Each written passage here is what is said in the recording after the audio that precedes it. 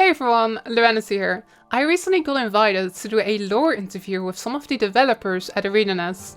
It was basically a roundtable with a group of creators and fansite staff asking questions one after another. This video is the full 1-hour version of that interview. If you want, you can also check out my summary video in which I talk about the stuff I found the most interesting. The link to that is in the video description. The questions in this interview were asked by RPG Alex, Darks from Guild News, Historian Attis, Rhaegar from the Bus Magique, Xandri, and myself. Shout out to all of them, they had some awesome questions. And now, here is the full interview. Hi everyone. My name is Juan Peng. I'm the project narrative lead on End of Dragons, and I'm a senior writer here. Yeah, that's pretty much all there is. Yep, my name is Connor Fallon. I am the story design lead on End of Dragons. So I'm the design half of Quan, which has resulted in some people calling us Quaner as we navigate this story. Don't do that or you'll be booted from this interview. No, I'm kidding. I've heard enough Quaner jokes. All right. Hi you two. It's really nice that we get to ask you questions. I was really excited about this, and the first question that I thought of was, as someone who played Guild Wars 1, and as someone who has like a lot of nostalgia for Canva, how does the narrative team sort of make sure that Canva both feels familiar to those older players, but it also feels fresh and accessible to newer players? I think that's a great question. I think number one, the most important thing is to make sure we have just a wide range of when I say experience levels, I mean like experience with Guild Wars within our team working on this project. So we do have folks who were around when they made Winds of Change and factions back in Guild Wars 1, and obviously they have a lot of insight into like their intentions back in Guild Wars 1 and making sure that we don't contradict anything. While at the same time, I think it's important to always have like fresh perspectives and be bringing new voices to the team. I think the combination of that is kind of what allows us to straddle that line between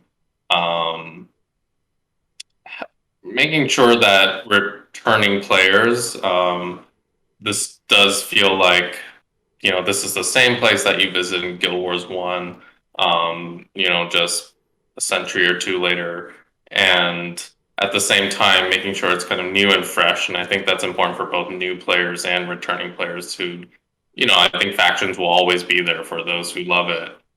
So it's kind of on us to bring something really like interesting and new while also, being accessible to new players to be able to jump in, experience the story.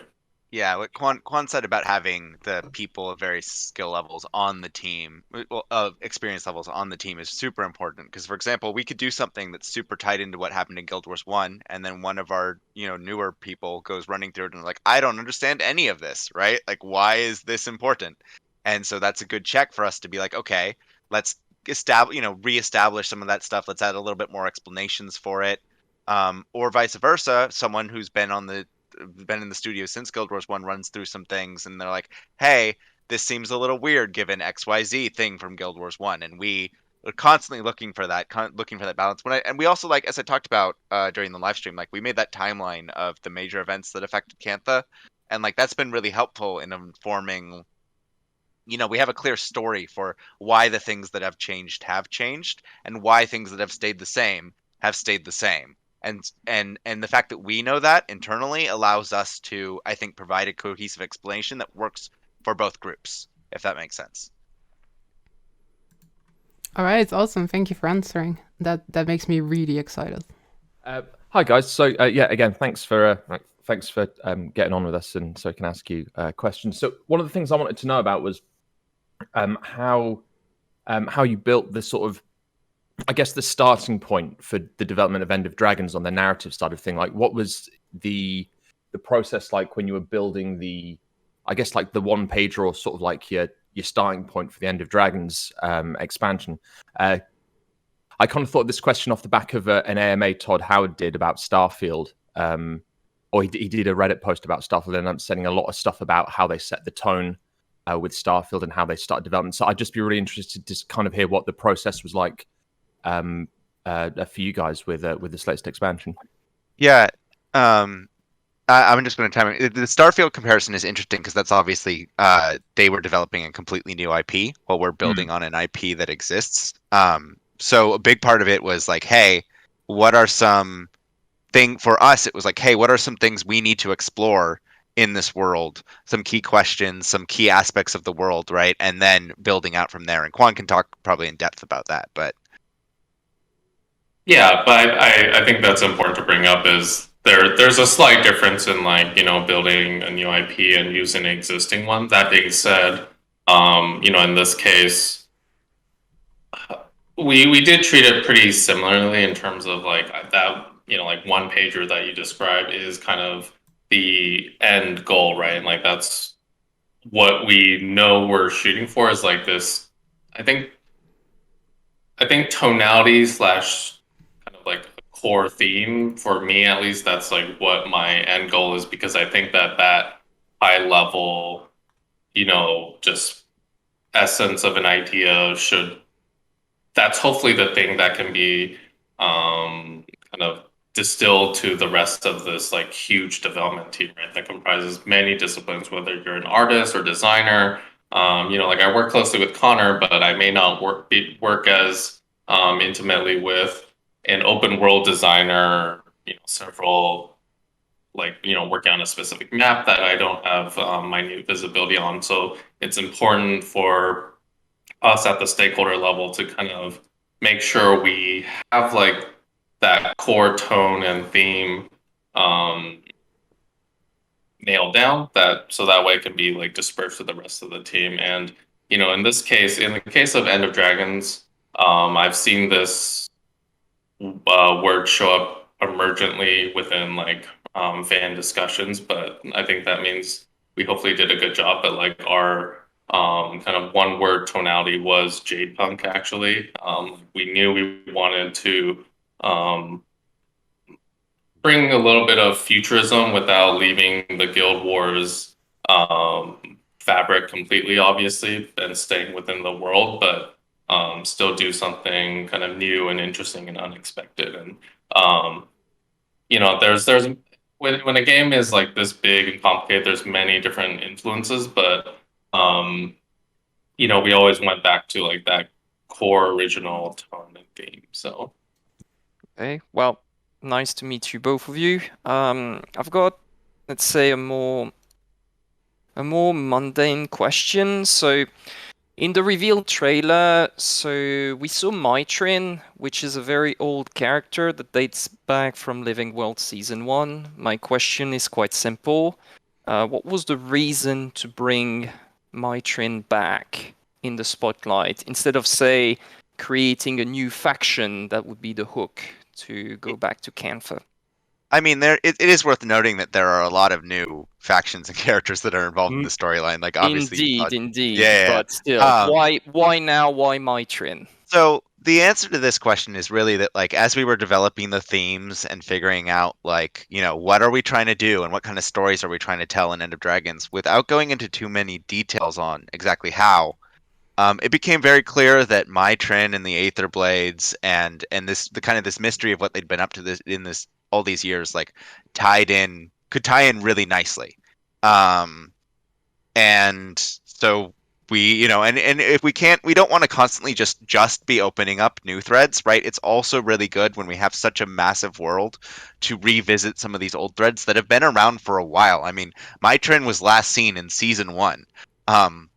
And Fractals, you can murder her repeatedly in Fractals if you want. So when we have the opportunity to pick up some of these old threads in a satisfying way, I honestly think it's really important to do so, and that's why we decided to pick this character up and that group up again. Interesting choice of words, satisfying. Okay. Yes. Well, I mean, because you can always do a thing where it's like, oh yes, we could always have like a character show up and be like, yes, have a single text conversation where they're like, oh yes, I was on the moon, and that's it. And then we're like, well, we resolved the story, but that's not a satisfying way to pick up something that's been lingering for a bit, right? Yeah, I can elaborate or add on to that.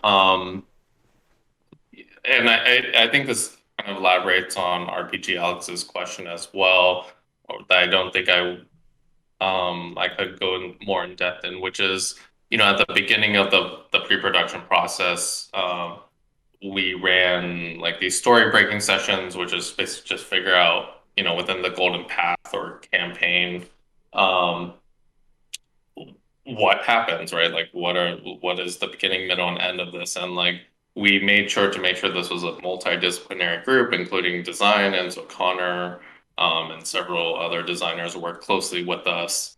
And so there's a lot of variables that go into picking like which characters, factions, locations we do, right? Like it's not just about what narrative wants, which, you know, if it was, it'd just be like a movie, I guess. But like, there has to be gameplay. We have to fight interesting bosses, right? One thing about the Aetherblades I'll mention that I think for the narrative end, we needed nice connection between the rest of Tyria and Cantha, which, narratively is up until this point a closed off world, right? So we needed kind of a narrative mechanism to find interesting ways to open this place up. From the gameplay side, we wanted to make sure that we have a lot of new combatants, and Jade Tech offers a lot of room there, but we want to make sure there's variety in like the combatants that you're facing. It's not just humans all the time, right? And so Aetherblades are kind of perfect for that. They're multi-species group of pirates, and so you can fight Char, you can fight Asura, kind of fight some other surprises that will leave in store for you. But yeah, so they basically the answer was kind of like they satisfied multiple things, and then as Connor mentioned, for me personally, I did like the notion of being able to like close out one of those major threads back from season one, which was Mai Trin and the Aetherblades went into the mist. Like what happened to them, right? So it checked a lot of boxes and it fit a lot of these variables that we have. Okay, I've got many more questions, but I think it's time for someone else to speak. But thanks for the answers. I'm sorry for my English, because I'm not really used to speak English every day. So, sorry. Hola. You're totally fine. Okay.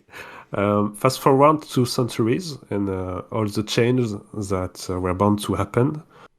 Was recreate Guild Wars 1 maps a real challenge to you? Did you feel you had the same freedom as when working from scratch for a new map? Yeah, I'd say it was both a challenge and a helpful tool, I would say. Like I think as a generality, whether it's creating maps or building out the narrative, when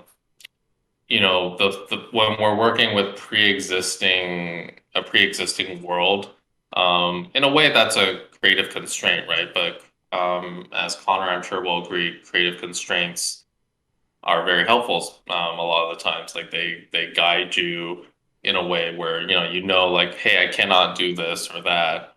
We have to do this, but like, how do we do that in an interesting way, right? That can many times be easier than doing it in a blank slate. Yeah. The metaphor I always use for working in a big IP that's lasted for a long time, like Guild Wars 2, is it's honestly like it feels a lot like it must feel like to work in a big comic book universe, right? Where a bunch of people have told different stories at different times and developed the world in different ways. And the question is like, how do you be faithful to those stories that have been told in the past while also, telling the next chapter, right? What is a satisfying next chapter based on all the history that has ever been given? And some of those pieces, some of those stories that people have told in the past are really inspiring and give us a lot to work with. And then there's also lots of niches for us to be like, well, there's some completely new story that we can slot in here that makes a lot of sense based on these little pieces or just because we haven't explored this corner of the world yet. Yeah, another quick thing to add on is that the time frame difference between GW1 and GW2 was also very helpful. And to be clear, it didn't mean we were like, oh, it's been 200 years. Like, obviously, this has changed. Like, we're still very deliberate, and we like have at times very heated internal discussions about what has or has not changed. But it's important to me, at least, to feel like this is a living world, right? Like this place called Tyria evolves no matter what corner of the world you're on. Time passes, and I think like looking to how the real world evolves over that kind of time frame is that's an interesting like world building vector for me. Like in some ways things don't change as much, and then in some ways they do change a lot, and like making things feel surprising that way, I think is important to making the world feel real and alive for players. I would have another question regarding Mai Trin. Their crew members, the Aetherblade pirates, where were they while Mai Trin was in the mist? Did the pirates also flee, or where have they been? This is a relatively short answer. I feel like most of the crew followed her into the mists. Yeah, that was easy. We have. I talked about the timeline that we developed for Cantha. We developed a timeline for the Aetherblades as well. It's like what things happened, all that stuff. Yeah, there's a really interesting story with what the Aetherblades have gone through in the mists, and I think that's part of the fun of this story. I think is kind of piecing that together. I'm very looking forward to see it, or hear it, or play it, or however. That actually kind of leads into one of my questions was with Mai Trin's story and how the Aetherblade returned to Cantha.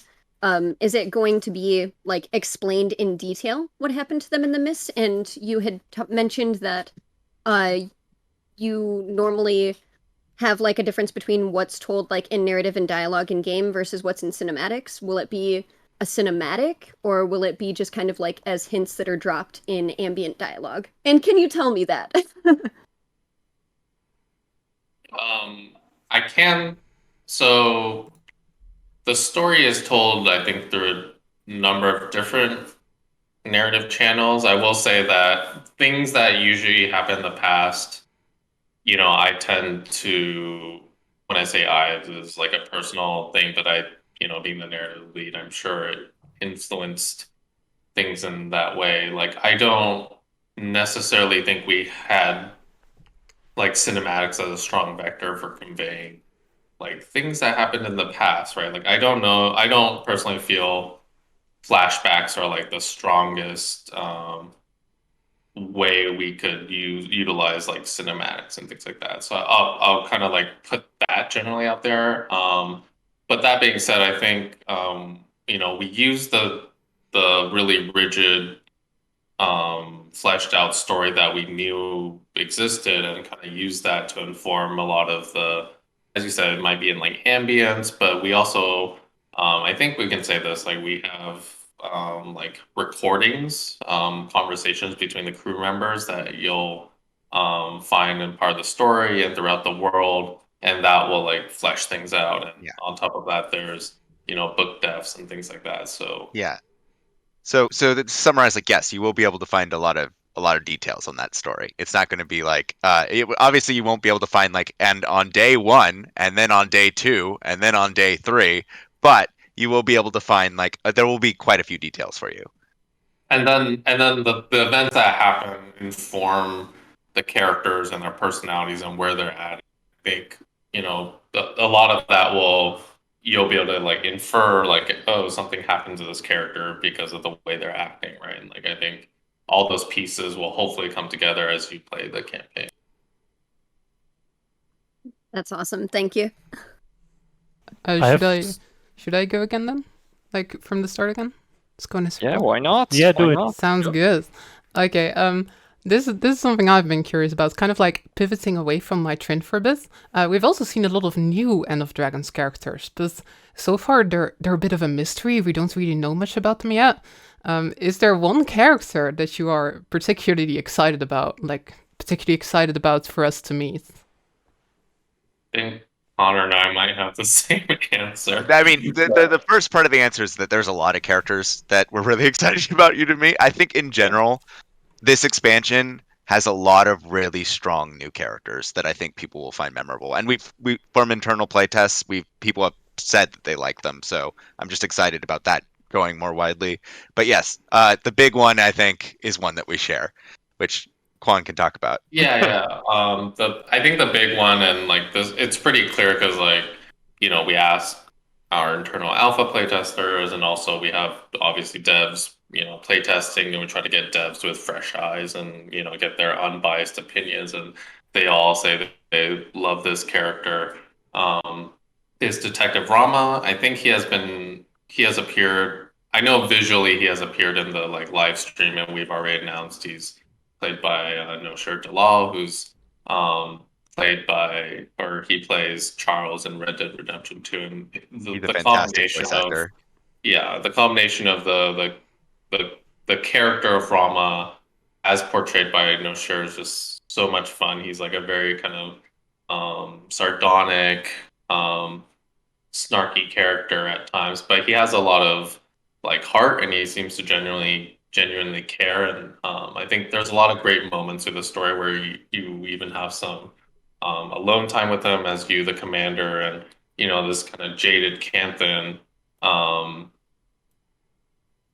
and that which kind of segues into like something that Connor has mentioned a lot, which is that one thing I like in general about the Canthan characters is they aren't necessarily that intrinsically impressed by you, right, Connor? Just No, because they don't know your dragon defeating feats, right? something that's really been really fun in this expansion is that aspect. The fact that like, you know, when whenever we're in Corteria, and especially and even in Path of Fire, there was like, oh yes, you're the person who is amazing, right, and did all these things. And we go to Cantha, and you're like, you're some dude who did some things, like a couple things that they know about, but your legend isn't as prominent, and that results in some dynamics that are really refreshing that we haven't had in a while.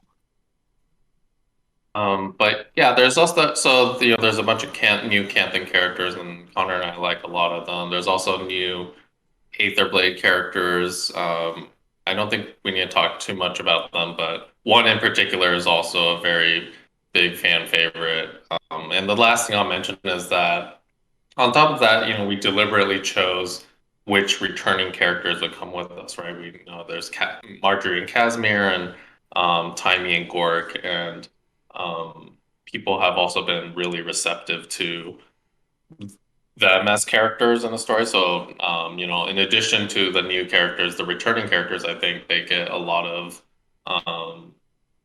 they just get Meaningful, a lot of love. yeah. Yeah, meaningful. They have for- meaningful things to do. But yeah. Thank you so much. Hi guys, it's Alex again. I've got another question about sort of how, I guess it's a bit about how you work when you're sort of developing the narrative and the story, and how you work with other departments when it comes to applying it to gameplay.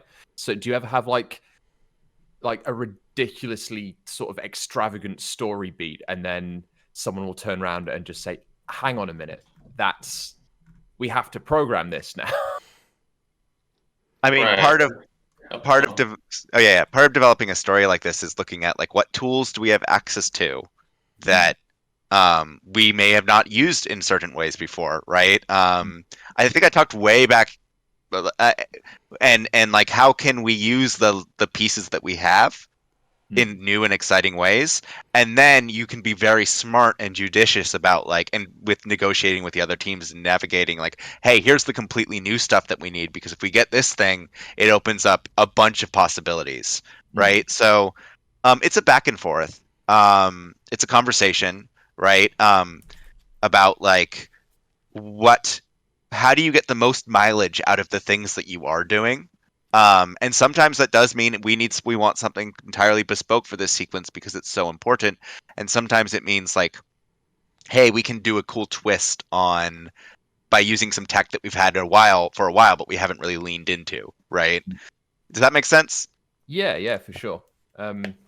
Yeah, and I think kind of answering from a writer perspective, I think I mean you're on the money in terms of like I think something that newer game writers can struggle with is like understanding that hey, somewhere down the line, an artist slash programmer, whomever has to implement this, right? And so understanding the wake that you have on other teams is part of becoming a game writer. And I think from the ArenaNet standpoint, which I think has a well developed integration of narrative into the rest of the studio, kind of like I mentioned before. For example, we have Connor in the story breaking sessions, and he's very story literate and all, of course, game design literate. And what I find interesting for me actually is that I've found in my career I'm actually very shy about like proposing these big moments because it's just kind of built into me to be like, okay, don't propose something crazy or whatever. And it's actually often I find the designers who are like really want to like push the limits. Connor can tell me if that's an unfair categorization, but for example, there's a big like haymaker sequence at the beginning of the game that uses a lot of new technology. New technology within the past few years of Guild Wars that I think is very impressive, very cool. Like I immediately was like, oh, this is a really fun and exciting idea.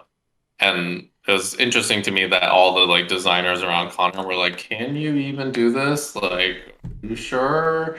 Like, we're not gonna. This isn't doable, Connor." And like Connor's like, "No, no, no, just trust me." And like Connor went to work and like immediately did like a tech prototype to like be like, "Hey, I can like do the basics of this." But the point being, like that wasn't necessarily like me proposing like, "Hey, let's do Right. this extravagant haymaker sequence," but I bought it. Connor was very, the idea was cool and Connor was confident about it, and like that energy, like made me want to build the really fun narrative wrapper around it. And I think, as Connor said, that's the kind of back and forth. Like the ideas can come from anywhere, or like an artist might be like, hey, we want to like do this thing, or even at times audio will sometimes like want to do something in a way that influences one of the aspects of the story. So yeah. Yes, just to follow up on that. When we do set out to do big things like that, it is very much like as I said, like how do we do it, right? A lot of the times if we want to set out to do something especially risky, what Quan cited is a really good example. We did this for the Metal Legion concert as well, which was another more risky thing that I was involved in, of like doing some early prototypes to prove that it is doable and going in the right direction. And then once you've done that, it's a lot easier to get buy-in from everybody and really invest in making it as good as it can be.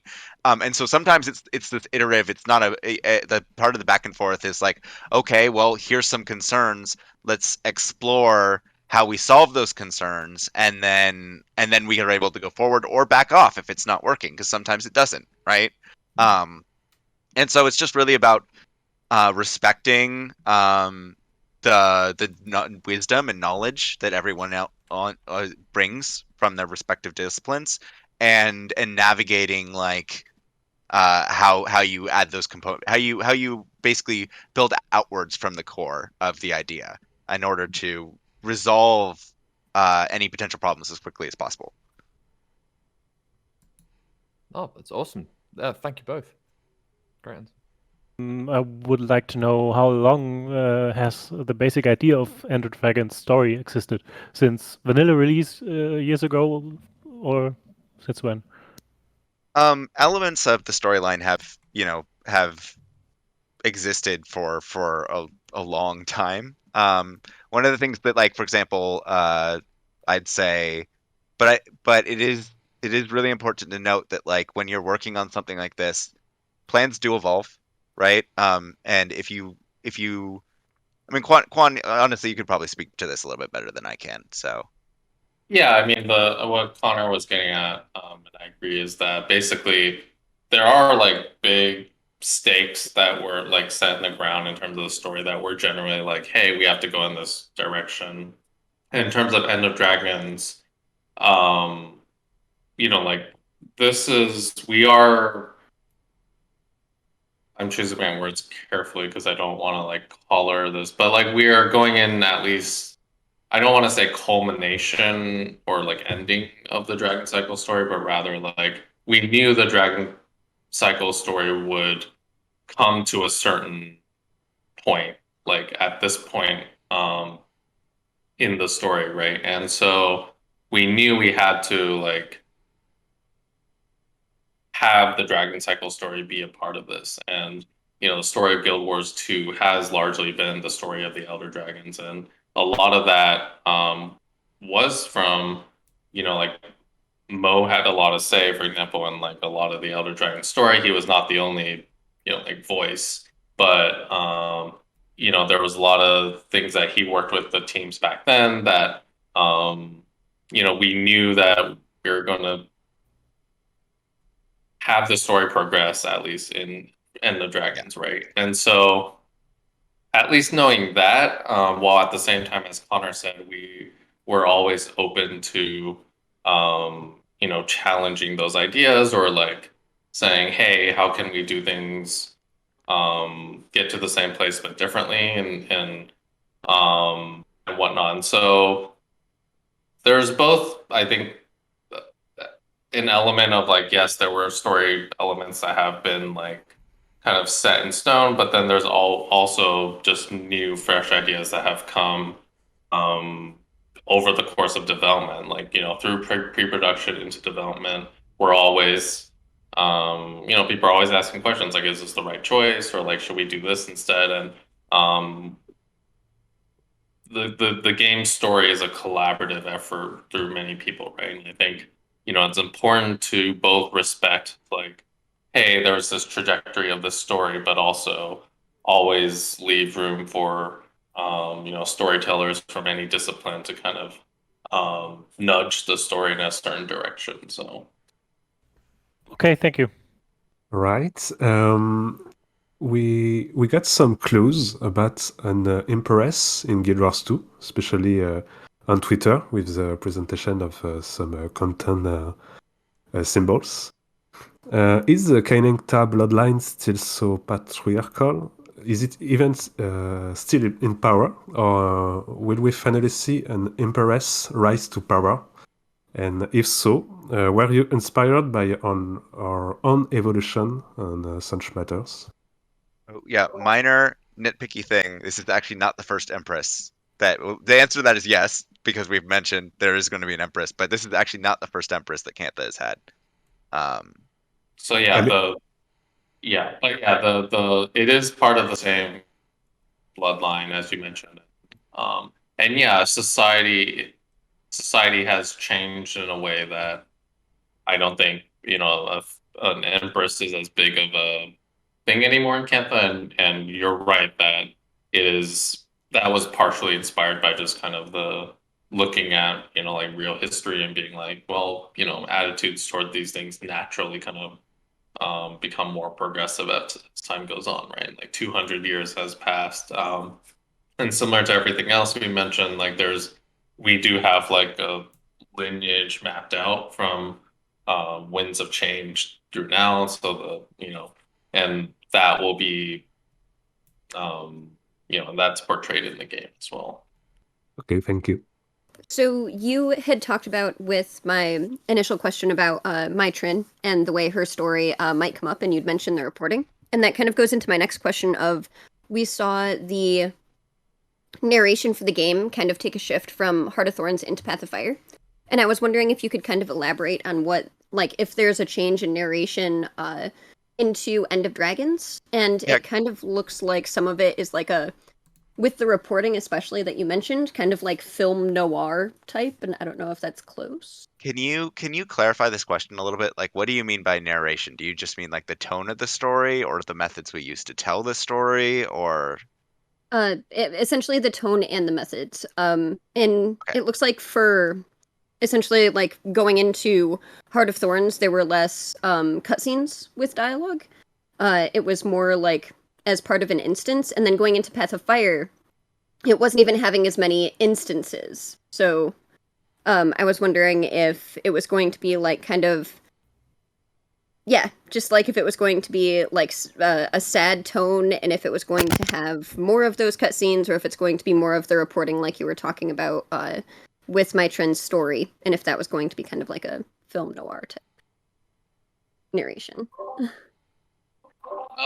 So I think to answer your question, we don't necessarily like look back on the other expansions and be like, we're gonna use this exact, I guess, these exact narrative channels to tell a story. That being said, they do inform it. Like we look at like, hey, how many instances do they have? Like, how many cinematics do they have?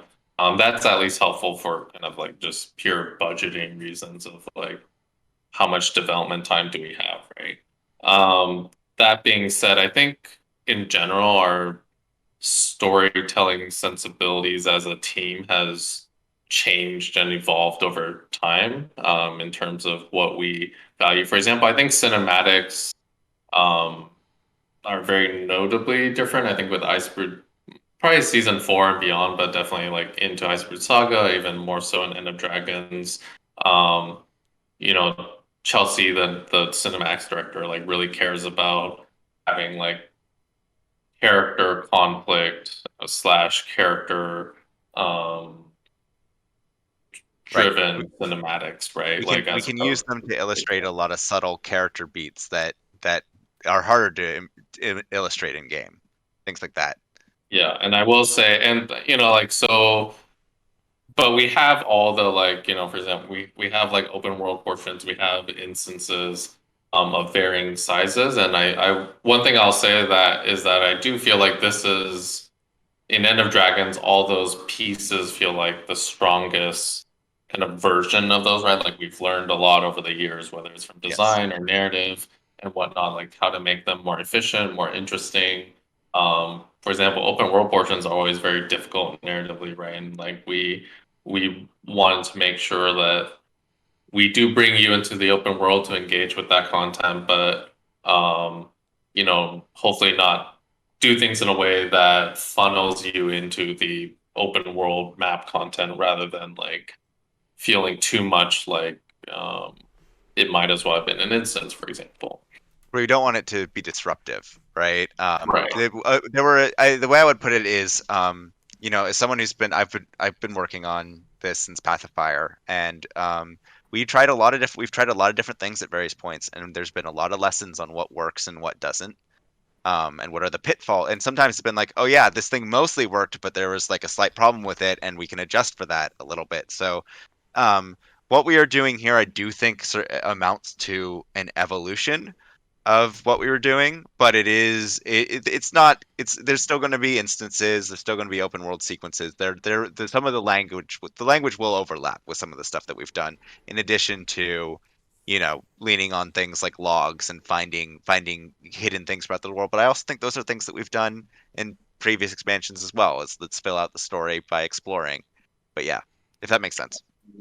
Yeah. Finally, real quick on the tone and stuff. I would say, yeah, the tone of this expansion is probably different from Path of Fire, Heart of Thorns, especially Heart of Thorns. Like that's just been a while, and I think that's just kind of the natural,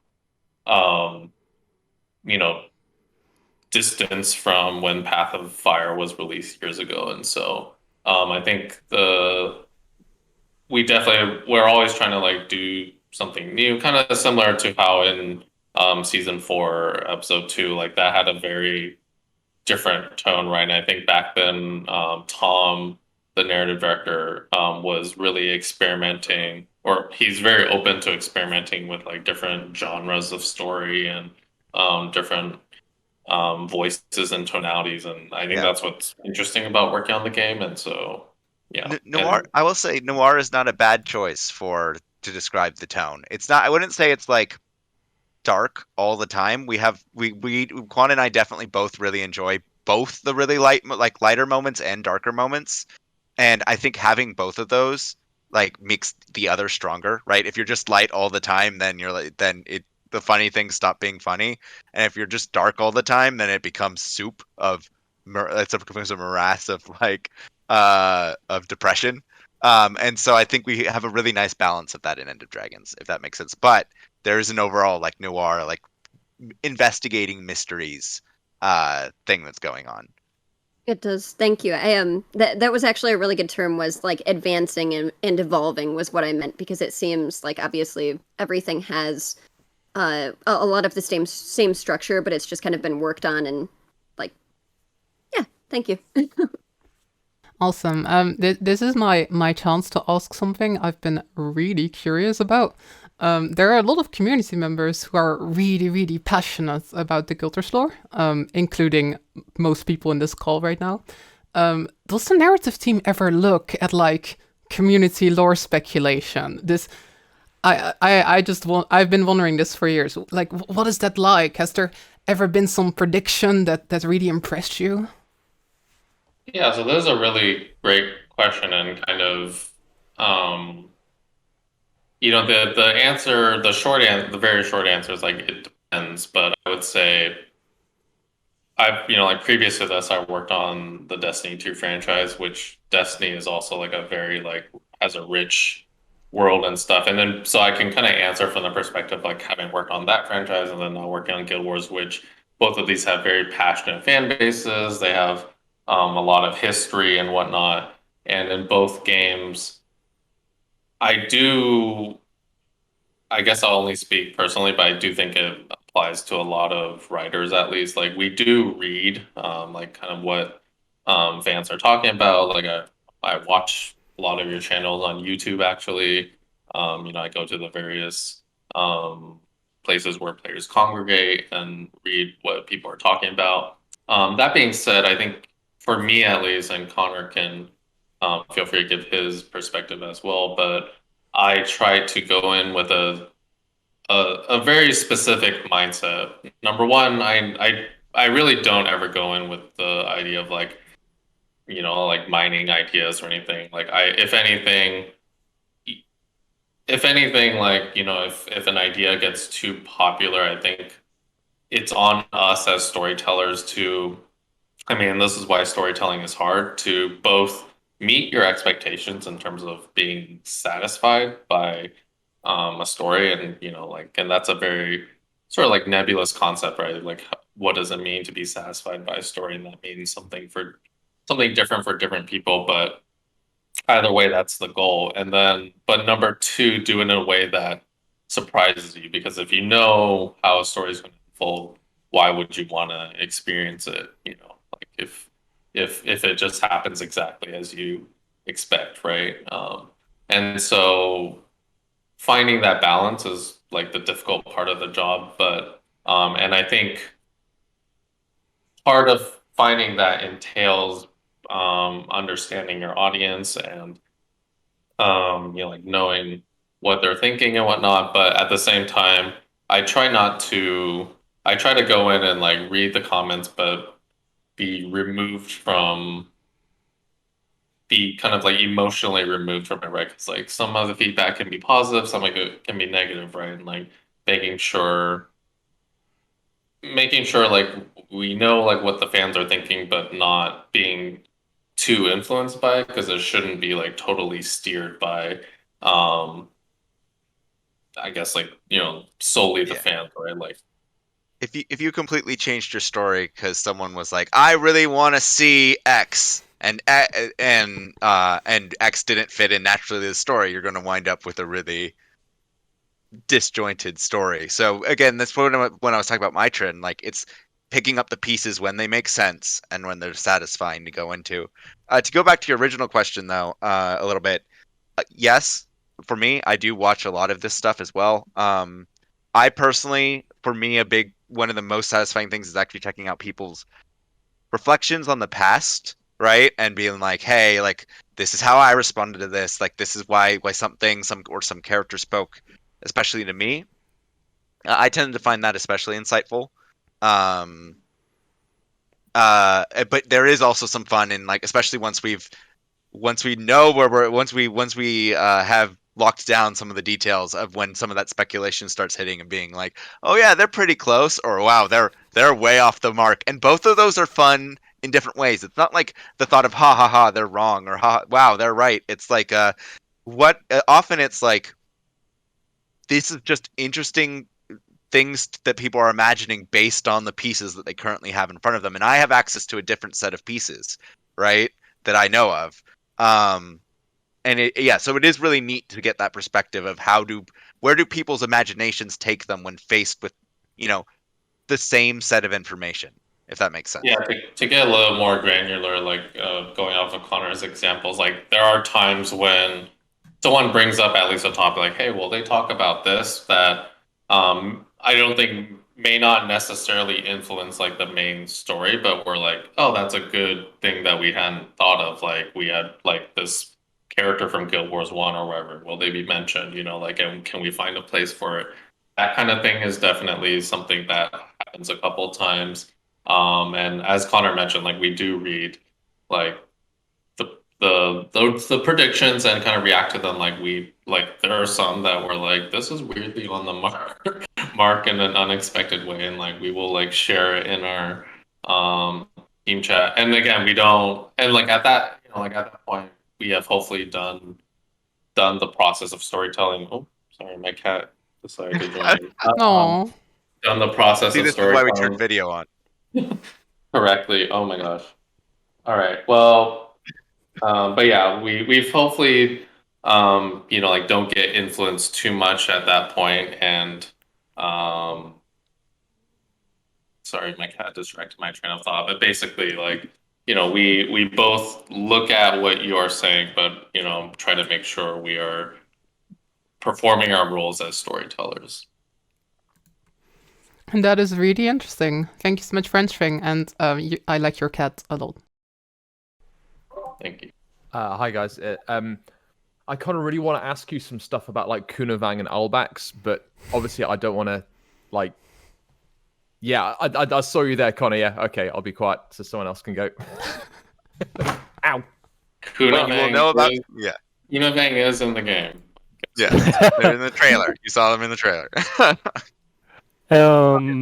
Speaking of characters and expectations and stuff, what's the relationship status of Kasmeer and Marjory? Recently, they both seem to have a very complicated relationship.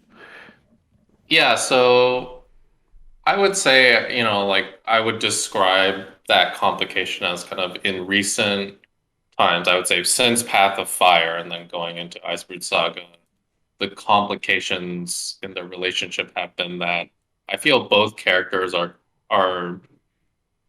growing as individuals. Kasmeer especially, like she's gone through just so many changes, right? And in some ways, I would say Marjory, is a little bit lost at the time of like before End of Dragons in terms of like, she used to have a very clear and defined role where she was a private investigator and Kasmeer was her assistant, and that's no longer the case, right? And so basically they're changing.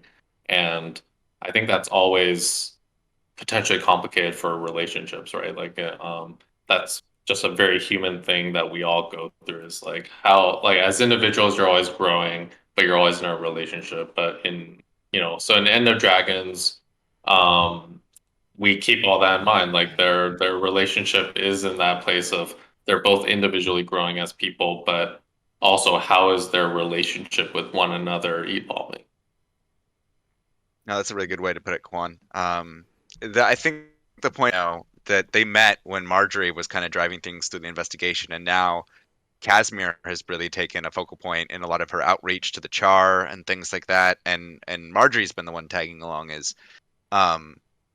and it is something that I think that there's a lot of interesting stuff to explore as far as how they grow further in this expansion. Okay, thank you. I have some questions left. Anybody else with leftover questions? I've got a quick one since we're gonna run out of time.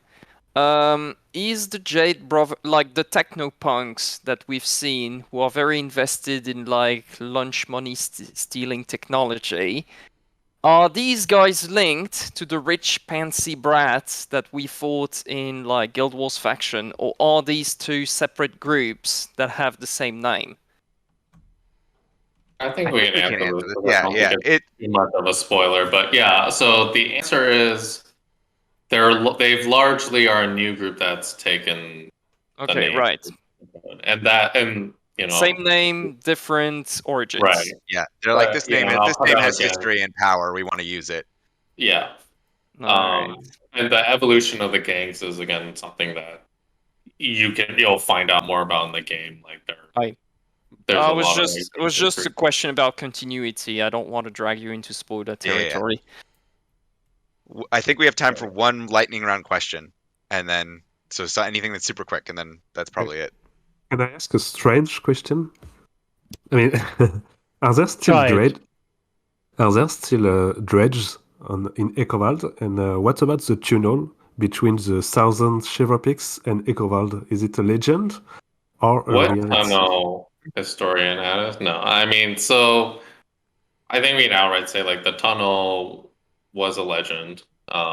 We're not canonizing the tunnel in Guild Wars 2.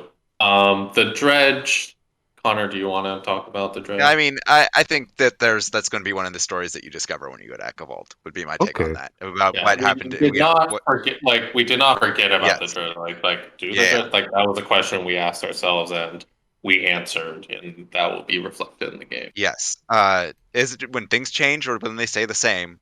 The question is always why, right? Why has the thing stayed the same, or why has it changed? And we like unraveling those stories is going to be a lot of fun for all of you, I think. Okay, I will say there is a non-zero number in Dredge. But I think that's all the time we have today, right, Stephanie? Yes, we're at times. Thank you very much, guys. Thank you, guys. We covered a lot of questions. Thank you very much, Kwan and Connor. We really appreciate your help answering our partners for this interview. And thank you, everyone, for bringing your questions. Yeah, thank you, everyone. This was a lot of fun, and again in the future. Thank you. Thank you for having us. Thank you all for coming. It was nice meeting you all that I haven't met before, and nice seeing you again, those I have. Thank you. Bye, everyone. You're around, folks. Good luck. Thank you so much. Thank you.